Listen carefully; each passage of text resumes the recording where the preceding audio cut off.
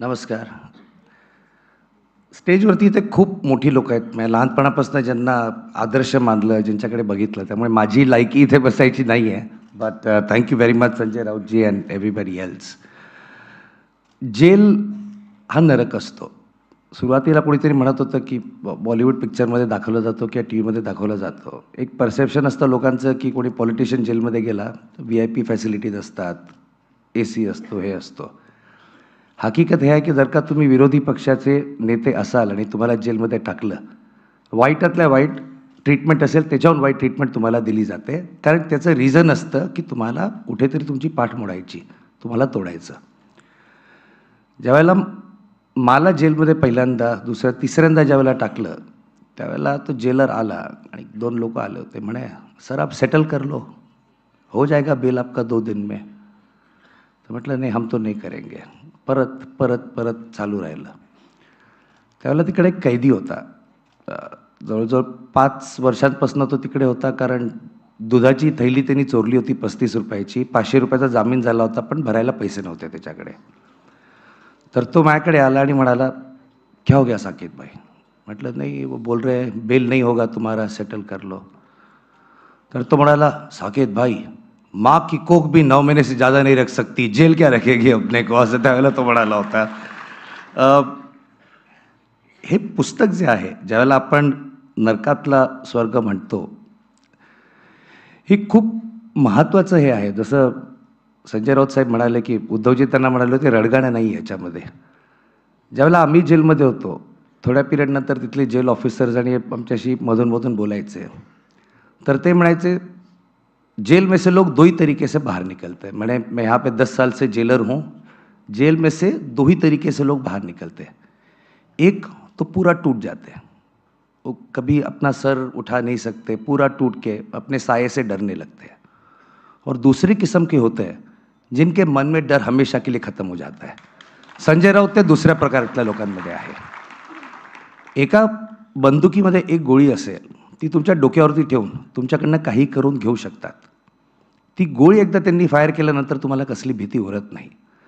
संजय राऊतांना डोक्यावरती बंदूक असतानाही भीती नव्हती आणि गोळी झाडल्यानंतर सुद्धा त्यांना त्याच्याहून कमी भीती होती त्याच्या मनामध्ये. But that is the kind of person he is. राजकारणामध्ये सगळ्यात अंडररेटेड गोष्ट म्हणजे मी तर खूप नवीन आहे. जे मागच्या 2-5 वर्षात मी शिकलो आहे, की जी गोष्ट तुम्ही काहीही पैसे द्या, काहीही करा, मिळू शकत नाही. ती म्हणजे एकतर विश्वास आणि दुसरं म्हणजे इमानदारी. आज खूप लोकं आमच्यासारखी तुरुंगात राहू शकली. आम्ही आतमध्ये पिरियड काढला, हॅरॅसमेंट झाली, सगळं झालं.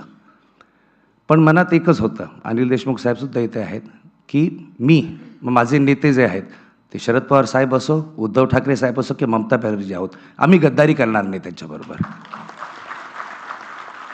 आणि हे तुमच्या मनात जर का असेल आणि त्यावेळेला हेही लक्षात ठेवायचं, की मी त्यांच्या वतीने सुद्धा बोलतो आहे, की या ज्या 3 पक्षाचे लीडर्सचे मी नावं घेतली, ते मला गॅरंटी आहे, की प्रत्येकाच्या पाठीशी आपल्या आपल्या नेत्याच्या पूर्णपणे, ठामपणे, नॉट जस्ट त्यांच्याबरोबर त्यांच्या परिवाराच्या पाठीशी सुद्धा उभे राहिले. ही इमानदारी जी असते आणि हे प्रेम जे असतं, हे बाकीची लोकं समजू शकत नाहीत. भीती मनात घालणं फार सिंपल असतं. तुमच्या मनात जेलची भीती घालणार आणि PMLA जो कायदा आहे, ज्याच्या खालती संजय राऊतजींवरती केस झाली, माझ्यावरती झाली, अनिल देशमुख साहेबांवरती झाली. तो कायदा असा आहे, की त्या कायद्याच्या अंडर सरकारला प्रूव्ह नसतं करायचं, की तुम्ही गुन्हेगार आहात. तुमच्यावरती जबाबदारी आहे, की मी गुन्हा केलेला नाही हे तुम्ही सिद्ध करायचं कोर्टामध्ये नुसतं बेल मिळण्यासाठी. त्यामुळे त्याच्यात एक कमीत कमी 3 ते 6 महिने माणसाचे गॅरंटीड जेलमध्ये जातात. तुमच्यावर केस केली तुम्ही 3 ते 6 महिने काढणार आहे. ही भीती लोकांच्या मनात घालून एक करून पक्ष तोडणं, लोकं तोडणं, म्हणजे ज्यांच्यावरती आधी केस होत्या, ते आज मग मंत्री बनतात आणि उपमुख्यमंत्री बनतात आणि जे काय होतं. पण हे अशा पद्धतीने या ईडीचा वापर होतो. पण हे होण्याचं एक महत्त्वाचं कारण, की आपली न्यायव्यवस्था, आपली ज्युडिशरी जी आहे, ती पूर्णपणे फेल झालेली आहे. सरकारवरती अंकुश असतो, तो न्यायव्यवस्थेचा असतो. जेव्हा न्यायव्यवस्था काम करत नाही, जेव्हा तुमचं बेल ॲप्लिकेशन कोर्टासमोर येत नाही, जेव्हा पिटिशन फाईल केलेले असतात त्याच्यावरती जजेस बसून राहतात, पुढे हे करत नाहीत. त्यानंतर सरकारची हिंमत वाढते क्योंकि हमारे ऊपर किसका काबू रहेगा. मग त्यावेळेला सरकारमध्ये भीती कोणामुळे बसते? न्यायव्यवस्थेमुळे बसत नाही, ती तर त्यांच्या हाताखालती आहे. ती संजय राऊत सारख्या माणसांमुळे बसते की इसने कल हमको काटा, आता आम्ही त्याला जेलमध्ये टाकलं, आता उद्या तर तो आम्हाला सोडणार नाही बिलकुल. मी राज्यसभेत बघतो त्यांना रोज. ज्या प्रखरपणे ते आधी बोलायचे त्याच्याहून दसपट जास्त पद्धतीने ते बोलतात. आता आमचे व्हाईस प्रेसिडेंट वेळ देत नाही बोलायला, ती वेगळी गोष्ट आहे. पण त्यांचं भाषण तुम्ही ऐकलं, त्या माणसाच्या मनात भीती नाही. तो माणूस तुम्ही आतमध्ये टाकला, तुम्ही त्याच्याहून मोठा राक्षस या गव्हर्नमेंटने स्वतःसाठी क्रिएट केला यांना जेलमध्ये टाकून. त्यामुळे जेल हा जो प्रकार असतो त्याच्यामध्ये खूप प्रकारचे लोक भेटतात, खूप प्रकारची वेगळे तुमचे अनुभव असतात, हे करतात. पण एक लक्षात घ्या की हे पुस्तक जे लिहिणं हे फार महत्त्वाचं होतं. हे महत्त्वाचं अशा कारणाने की आज जेव्हा संजय राऊतसारखा व्यक्ती आपला जेलमधला प्रवास आणि एका हुकुमशाहीविरुद्ध लढण्याचा ज्यावेळेला एक आपली कथा लिहितात, 50 वर्षानंतर हे पुस्तक इतिहासाचा भाग होणार. त्यावेळेला लोक म्हणतील, जसं आपण 1947 विषय वाचतो, 50 वर्षानंतर लोक बघतील आणि म्हणतील हां, एक हुकुमशाह था, एक तानाशाह था, एक अमित शाह था, लेकिन इतिहास में ऐसे लोग थे जो उनके साथ लढे और उनको हराया. हेही जाणार. जसे म्हणाले हुकुमशाह राहत नाहीत, गाडले जातात, ही लोक जातील, दिवस परत बदलतात.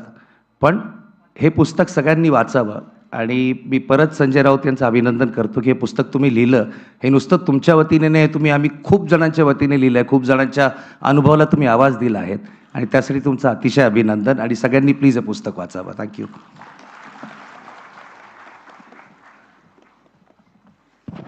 धन्यवाद सर, तुम्हाला खूप खूप शुभेच्छा. ज्येष्ठ नेत्या रजनीताई पाटील यांचंही मनपूर्वक स्वागत करते. ज्येष्ठ नेते उल्हासदादा पवार इथे उपस्थित आहेत, त्यांचंही मनपूर्वक स्वागत. ज्येष्ठ नेते बाजीराव शेठ यांचंही मनपूर्वक स्वागत करते. सकारात्मकता म्हणजे किती पराकोटीची सकारात्मकता राऊतसाहेबांच्या अंगी आहे. इथे